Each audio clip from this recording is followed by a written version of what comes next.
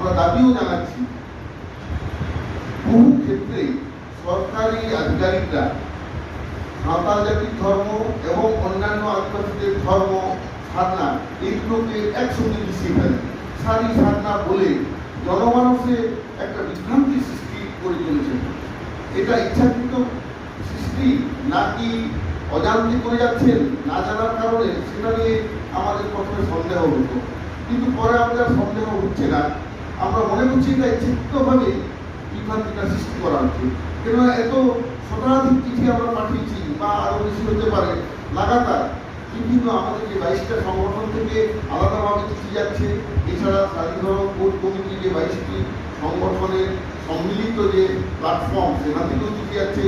আমরা ভারতবর্ষের প্রতিটি প্রান্তিক পৌঁছে যে কেন্দ্র সরকারের রাষ্ট্রপতি, প্রধানমন্ত্রী, স্বরাষ্ট্রমন্ত্রী, আদিবাসী উন্নয়ন মন্ত্রী থেকে শুরু করে রেজিস্ট্রার জেনারেল সেন্সাস কমিশনার পর্যন্ত আমরা পাঠিয়েছি। আমরা চিঠি দিয়েছি রাজ্য সরকারের মুখ্যমন্ত্রী, মুখ্য সচিব থেকে শুরু করে বিধানসভার স্পিকার পর্যন্ত বিভিন্ন এমএলএকে, এমপিকে আমরা লাগাতার আমাদের দাবি জানাচ্ছি। এটা দাবি বলে ভুল হবে, আমরা তথ্য সরবরাহ করছি এবং এটা আমাদের লেজিটিমেট ডিমান্ড। এই লেজিটিমেট ডিমান্ড যেটা এখানে আপনার সংবিধানিক পরিষ্কার বলা আছে যে প্রতিটি ভারতবাসী তার নিজস্ব ধর্মাচরণের অধিকার সে প্রয়োগ করতে পারবে, এটা আমাদের মৌলিক অধিকারের পর্যায়ে পড়ছে। সেই মৌলিক অধিকার ভারতবর্ষ স্বাধীন হওয়ার 75 বছর পরেও আমরা সেরকমভাবে আমরা মর্যাদা পাচ্ছিলাম না বলে মনে করছিলাম। কেননা সিটিএসি ডেভেলপমেন্ট অ্যাক্ট পাস হওয়ার আগে পর্যন্ত তেমন কোনো সমস্যা ছিল না। কেননা ভারতের সংবিধানের 25, 26, 27, 28 ধারাতে প্রত্যেক নাগরিককে যে ধর্মাচরণের অধিকার দেওয়া হয়েছে, সেই অধিকারটা সাঁওতাল সম্প্রদায় আমরা স্বাভাবিকভাবে প্রয়োগ করতে পেরেছিলাম। কিন্তু সিটিএসি ডেভেলপমেন্ট অ্যাক্ট ভারতবর্ষে যখনই অনুমোদন পায়, তারপর থেকে আমাদের মধ্যে একটা আতঙ্কের সৃষ্টি হয়।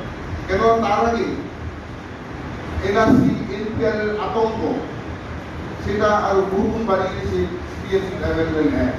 তো আমরা তখন দাবি জানিয়েছি যে 6খানা ধর্মের নাম সিটিএসি ডেভেলপমেন্ট অ্যাক্টে আছে, সেই 6টি ধর্মের মানুষ ভারতের বাইরে অন্যান্য জায়গায় যদি তারা অত্যাচারিত হলে পরে তারা ভারতবর্ষে নাগরিকত্বের জন্য অআদিবাসী বা শহরবাসী যে আমাদের সাংবাদিক বন্ধুরা আছেন, অনেকের কাছে বিষয়টা পরিষ্কার নয়। ফলে ওখানে কলমের মাধ্যমেও সাঁওতাল জাতির ধর্মটা যে সারি ধর্ম, সেটা ঠিকভাবে উঠে আসেনি। এবং সান্না ধর্ম যে অন্যান্য আদিবাসী, ওরা মুন্ডা এই ধরনের আদিবাসীরা পালন করেন, এই কথাটা পরিষ্কারভাবে লেখা হয়।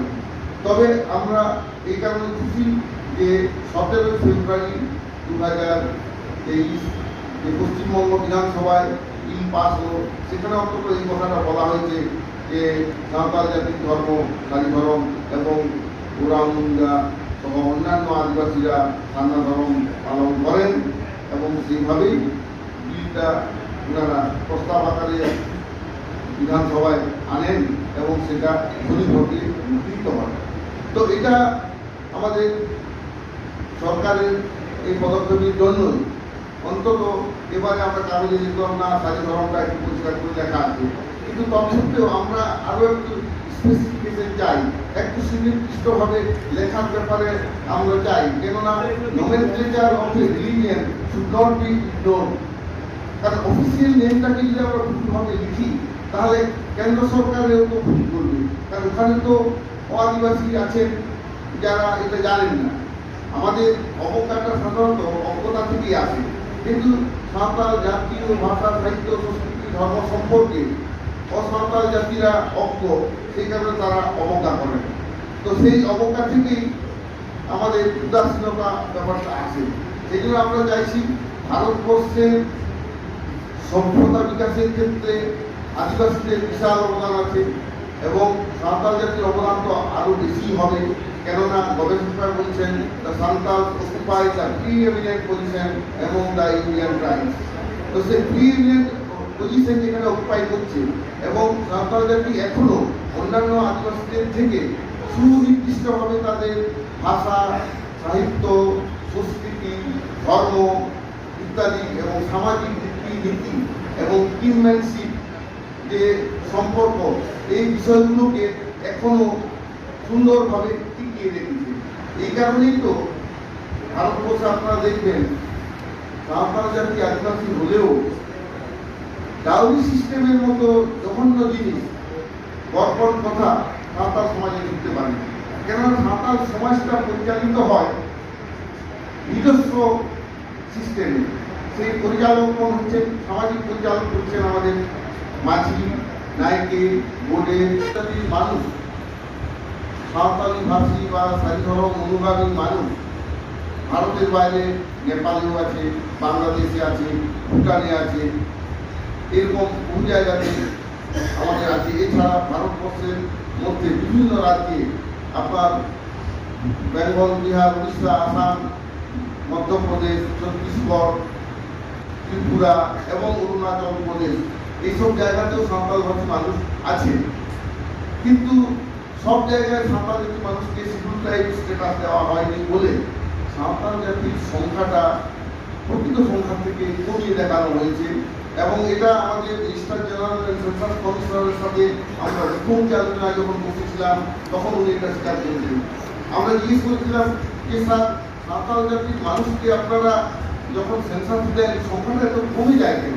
কারণ লিঙ্গুইস্টিক সার্ভে অফ ইন্ডিয়া 1931 সালে সাঁওতাল জাতির যে সংখ্যা দেখিয়েছেন এবং যে হারে জনসংখ্যা বৃদ্ধি পাচ্ছে ভারতবর্ষে, তাতে হিসাব করলে কয়েক কোটি মানুষ সাঁওতাল ভাষী হবেন ভারতবর্ষে, এটাই অঙ্ক বলে। কিন্তু আমাদের সংখ্যাটা কেন কমে যাচ্ছে? তখন উনি বলেছিলেন সাঁওতাল জাতির মানুষ ভারতবর্ষের সমস্ত রাজ্যে শিডিউল ট্রাইবের মর্যাদা পায়নি, এবং যে যে রাজ্যে সাঁওতাল জাতির মানুষ শিডিউল ট্রাইবের মর্যাদা পায়নি তাদেরকে আমরা সাঁওতাল হিসেবে কাউন্ট করছি না। এবং তার উদাহরণ আসামে একটা বৃহৎ সংখ্যক মানুষ আজকে সাঁওতাল জাতির তালিকার বাইরে চলে গেছে, ত্রিপুরাতেও তাই, অরুণাচল প্রদেশে তাই, মধ্যপ্রদেশ এবং ছত্তিশগড়। তো এই যে একই দেশে বিভিন্ন নীতির কারণে একই জাতির মানুষ বিভিন্ন রাজ্যে তার জাতিগত পরিচয়ের যে ডিফারেন্সি সৃষ্টি করা হচ্ছে গভর্নমেন্টের পক্ষ থেকে, জাতিগত পরিচয় পাল্টে যাচ্ছে সরকারি কলমের খোঁজায়, এগুলোর বিরুদ্ধেও আমরা বলেছি। সেই জন্য সিটিজেনশিপ অ্যামেন্ডমেন্ট অ্যাক্ট পাস হওয়ার সাথে সাথে আমরা ভারত সরকারকে এই চিঠিপত্র দিয়েছি। আমরা স্বরাষ্ট্রমন্ত্রীর সাথে বাংলাতে আমরা দেখা করেছিলাম 2020 5ই নভেম্বর। আমরা মেমোরেন্ডামও দিয়েছিলাম আমাদের বিষয়টাকে একটু ডিসক্রাইব করার জন্য, কিন্তু আমরা কোনো সত্তর পাইনি। রাজ্য সরকারকেও একাধিকবার আমরা চিঠি দিয়েছি, দেখা করার জন্য আমরা অনুমতি দিয়েছি। আমরা cultural research institute West Bengal, সেখানেও চিঠি দিয়েছি। তো এই ধরনের বিভিন্ন ধরনের আলাপ আলোচনা এবং প্রতিবাদ প্রতিরোধ সব আমরা করেছি। তৎসত্ত্বেও এই সারি ধরম সাঁওতাল তথা অন্যান্য আদিবাসীরা প্রকৃতি পূজারী এবং জাহের স্থান যেটাকে বলা হচ্ছে, সাঁওতাল জাতির ধর্মীয় স্থানটা হচ্ছে জাহের, এবং যিনি পূজা করেন তার নাম হচ্ছে নাইকে। ওরাও মুন্ডা, ওরা যেখানে পূজা করেন সেই জায়গাটার নাম হচ্ছে সারনাথ থান, আর যিনি পূজা করেন তার নাম হচ্ছে পাহান। সাঁওতাল জাতির প্রধান দেবদেবী হচ্ছে মারাঙ্গুরু, জাহেরেরা, মরাকুটুরি। এছাড়া পার্সোনাল গডের গডেস আছে, কিন্তু প্রধান যে দেবদেবী হচ্ছে এই তিনটে। এরকম প্রত্যেকটা আদিবাসীদের আলাদা আলাদা আছে। এবার অনেকে আবার যুক্তি দেখাচ্ছেন যে হিন্দুদের যদি একটাই ধর্ম হতে পারে অজস্র জাতি মিলে, তাহলে আদিবাসীদের একটা ধর্ম হতে পারে না কেন? এটা নিয়ে বিভিন্ন সময় বিভিন্ন জায়গায় আলোচনা আমরা শুনেছি, কিন্তু যারা এই আলোচনাটা করেন তারা ভুলে যান হিন্দু ধর্মের গঠন। হিন্দু ধর্মে শুধুমাত্র ব্রাহ্মণ সম্প্রদায়ের মানুষ পূজা অর্চনার কাজটা করেন, ফলে পূজা অর্চনার ব্যাপারটা ব্রাহ্মণকে জানলেই হয়ে যাবে, আর কারণ জানার দরকার নেই। সে হিন্দু ধর্ম পালন করলেও হিন্দু ধর্মের শুরু থেকে শেষ পর্যন্ত কি হয়, কিভাবে ধর্মীয় আচার আচরণ করতে হয়, সেটা অন্য জাতিদের জানার কোনো প্রয়োজনই হয় না। কেননা বহু কষ্ট করে এখান সেখান থেকে জোগাড় করে একটা ব্রাহ্মণ ঠাকুরকে আনলেই যথেষ্ট। এই যে সিস্টেম, এই যে চতুর্বর্ণ সিস্টেম এবং ব্রাহ্মণের হাতে ধর্মীয় আচরণের যে অধিকার দেওয়া আছে, সেই কারণের জন্য ওদের সমস্যাটা নেই। হাজারটা জাতি হিন্দু লিখলেও সে পূজা অর্চনাটা সমস্যা হচ্ছে না, কেন ব্রাহ্মণ সব করে দিচ্ছে। সে শিশু ভূমিষ্ঠ হওয়ার সময় ব্রাহ্মণকে রাখতে হচ্ছে, নামকরণের সময় ব্রাহ্মণকে রাখতে হচ্ছে, কেউ মারা গেলে বিয়ে শাদীর সময় ব্রাহ্মণকে রাখতে হয়, এমনকি বাড়িঘর তৈরি করলে তো ব্রাহ্মণকে রাখতে হয়। এই যে dependence on Brahmins in Hindu society, this is completely absent in tribal society. Santhal বা অন্যান্য আদিবাসীরা ব্রাহ্মণদের উপরে নির্ভর করে না, কেন না তারা স্বয়ং সম্পূর্ণ জানে, নিজস্ব সামাজিক রীতিনীতি মেনে সব কিছু এরা করে। এবং সেই কারণের জন্য সাঁওতালদের যে 12টা মাত্র টাইটেল আছে, কান্তা হেমব্রম, মুর্মু, কিস্কু, সরেন, এরকম করে যে 12টা পদবী আছে, সেই পদবীধারীদেরকে বলা হয় সাঁওতাল। এবার ওরা মুন্ডা বা অন্যান্য আদিবাসী যারা আছেন তাদেরও আলাদা আলাদা আছে। সেই কারণে আদিবাসীরা একটা ধর্ম কোনোভাবেই হতে পারে না। আর হিন্দু ধর্মে দেখা যায় ব্রাহ্মণ ষষ্ঠীতে মন্ত্র পাঠ করে। এবার যাদের ভালোর জন্য মন্ত্র পাঠ করতে